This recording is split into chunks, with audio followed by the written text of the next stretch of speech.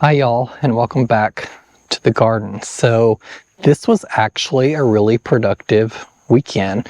Got the grass cut, which always takes a little bit of time, but it was early. I think it was like 65 degrees when I woke up that morning, and so I was able to get it done and get that out of the way. Saturday, I planted the first garden bed at this new property, which is really exciting. The sun's setting behind the trees, so it's like perfect video recording time. And I moved some of these items that I had here, the shrubs specifically that needed more sun, next to the barn.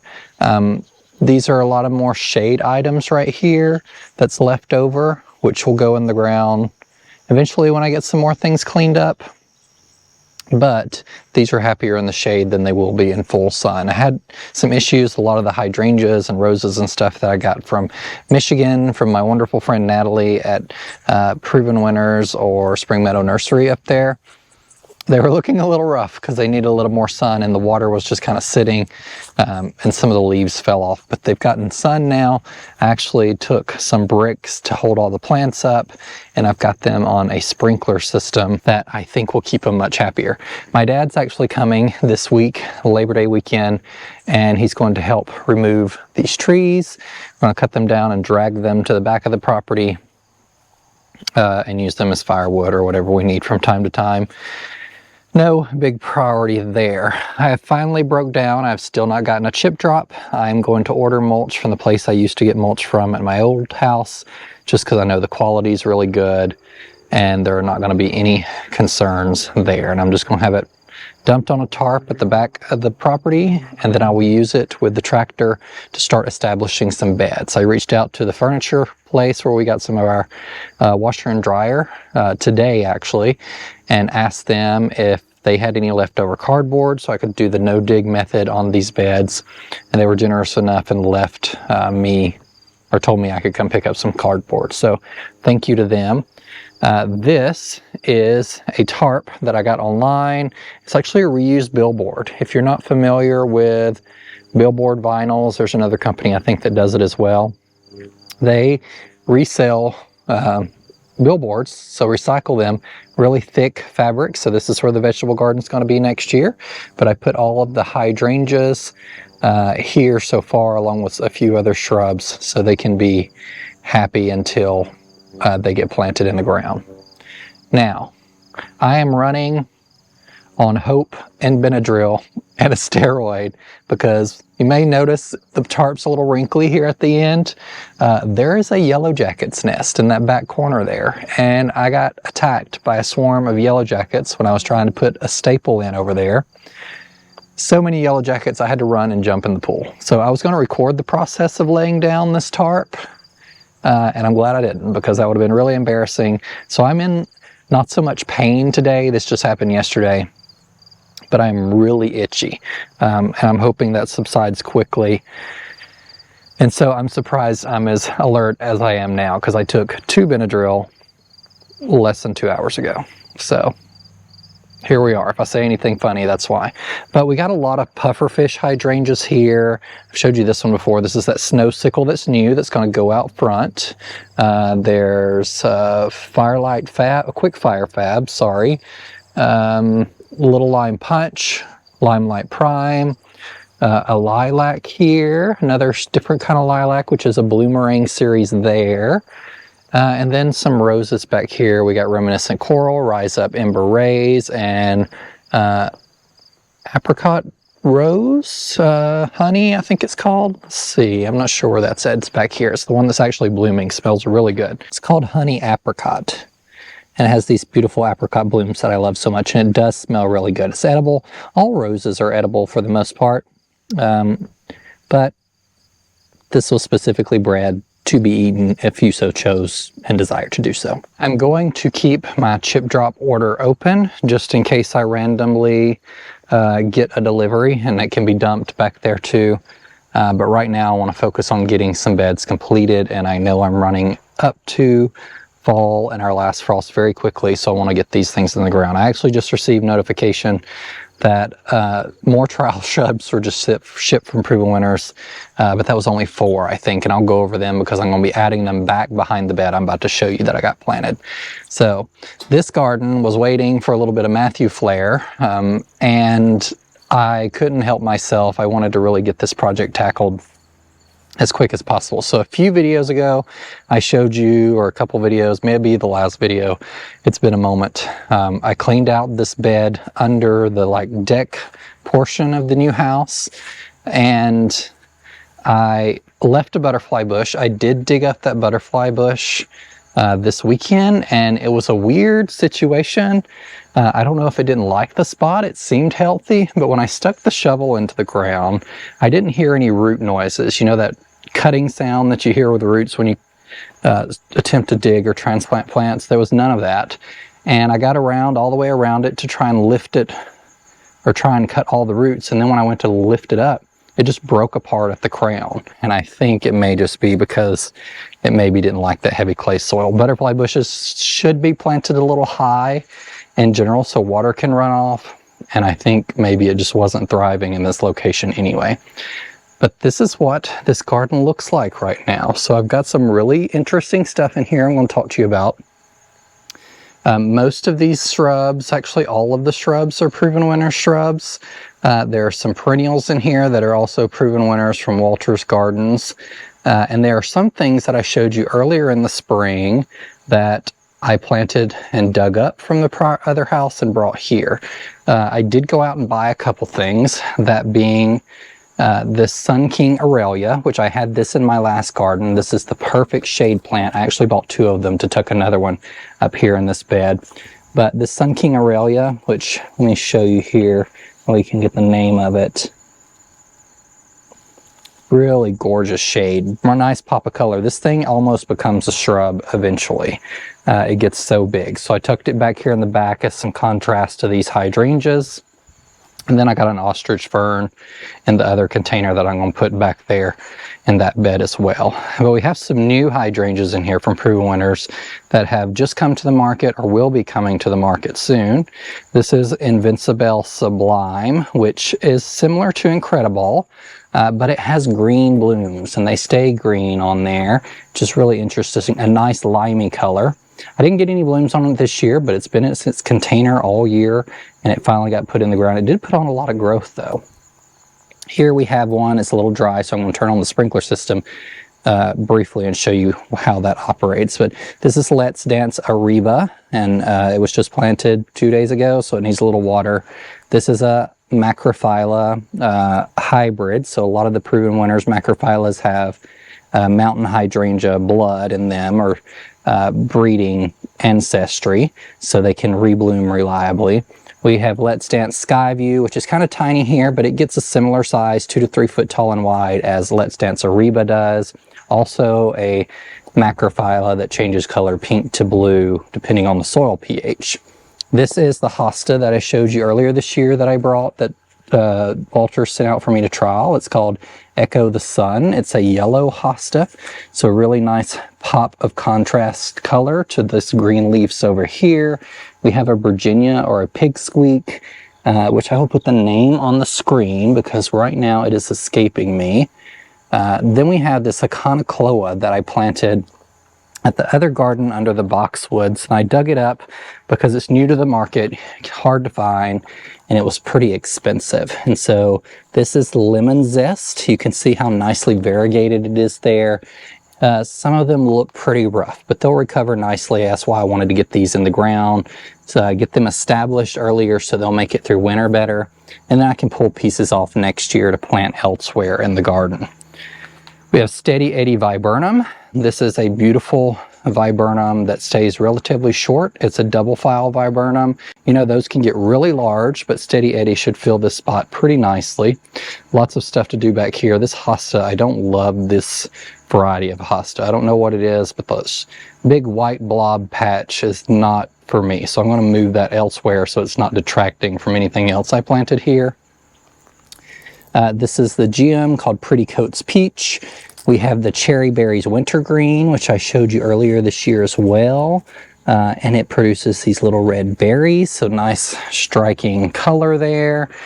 We have Acorus Ogon, which is a, what do they call those? The common name, can't think of the name of it.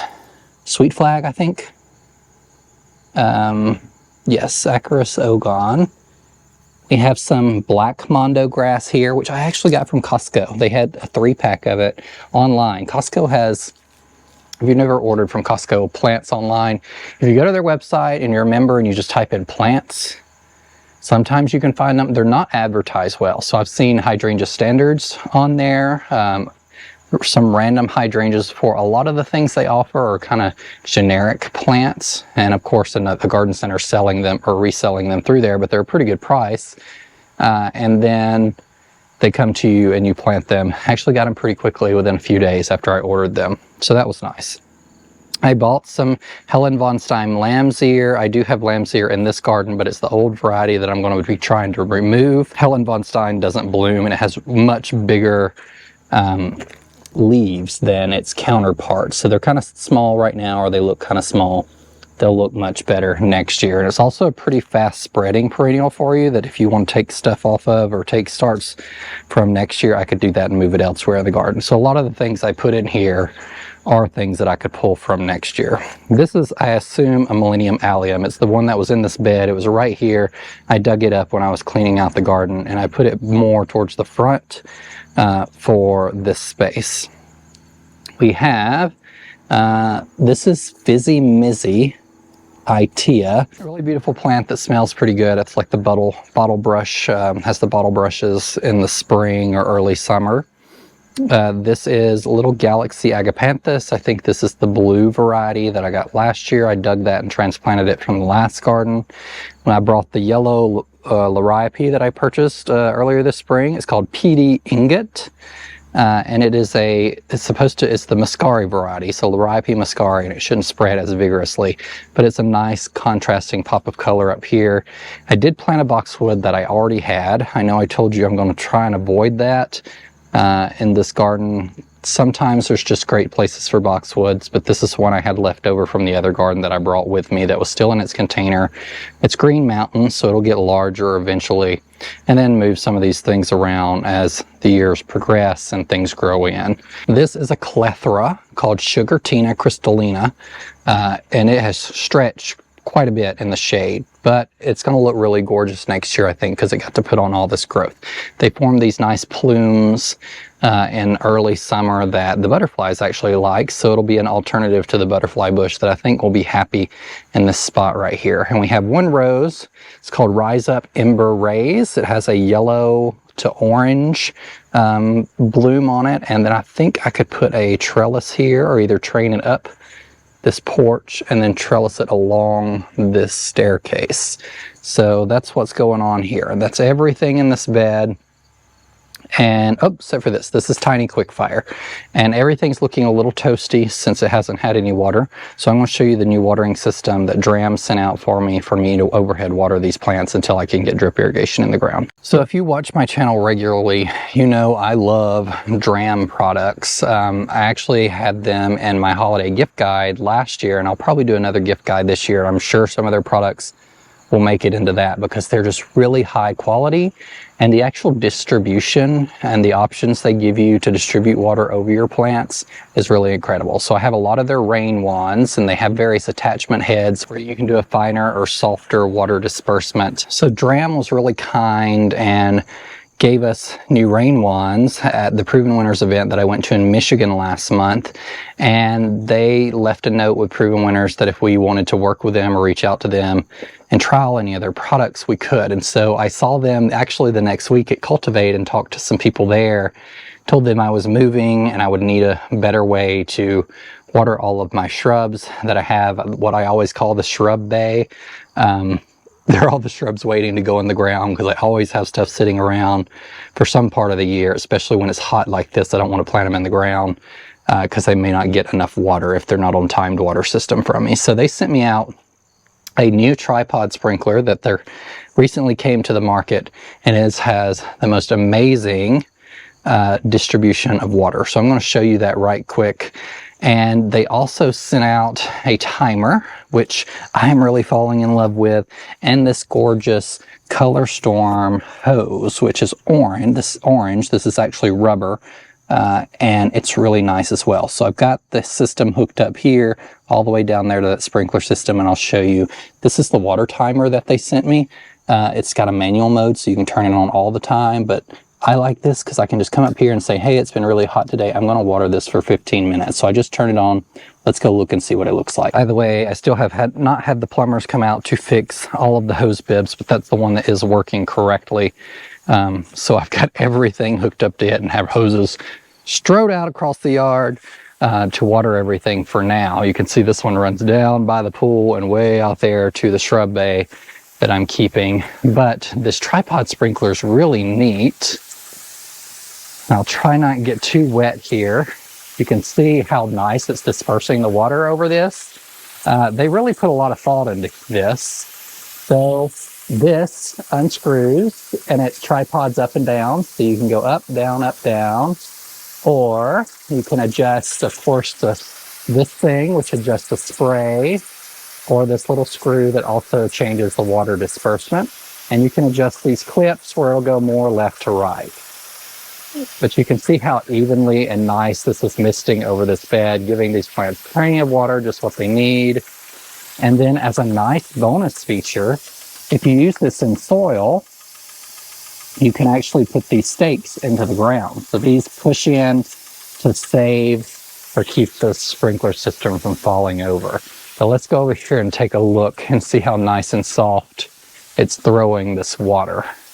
Really, really good disbursement over this entire area. So I will come through in the coming weeks and put drip on this, but for now, since it's still very hot and we've not had a ton of rain, this is going to keep these plants happy for the duration until drip is installed and I get that system set up and going. So I've done this bed. I think my next steps, it's going to be starting clean out of this one. Proven Winners is sending out a few more shrubs to trial. One is called Pinky Winky Prime, which is an improvement on Pinky Winky. I don't think it gets as big as Pinky Winky. Pinky Winky can get massive, like over 12 foot tall and wide.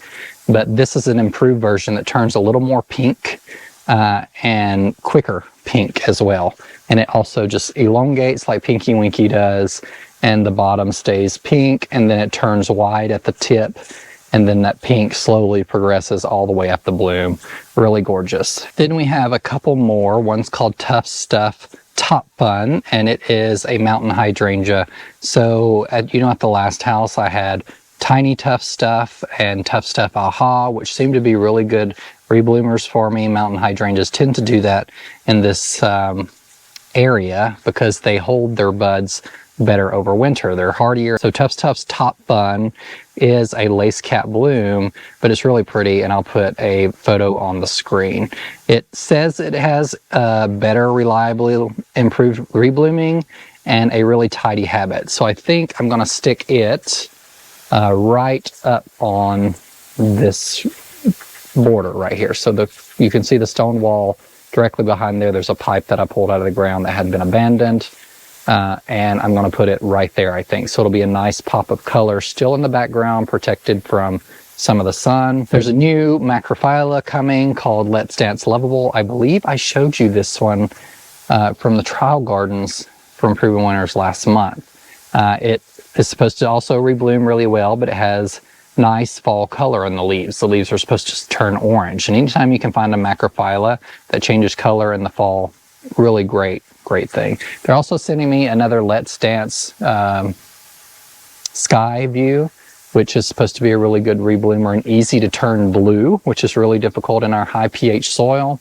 And I think that's the 4. So all 4 new hydrangeas that will be going in the garden. All of them except Pinky Winky Prime will probably be going somewhere in the shade garden. So I'll put them in the Shrub Bay next to the barn to live for a few more weeks until I can get this cleaned out. And that's it for this video. I'm hoping to get more content done this week since the weather is going to be a little nicer if my itching subsides. I'm hoping that in the next couple days it will stop, because today has been miserable and I'm losing some sleep, and if I continue to lose sleep, it's not going to be pretty. So I hope you enjoyed this video. I got my first garden planted at the new house and I'm really excited about it. Thanks for joining along, guys, and remember, in a world full of hate, be a light.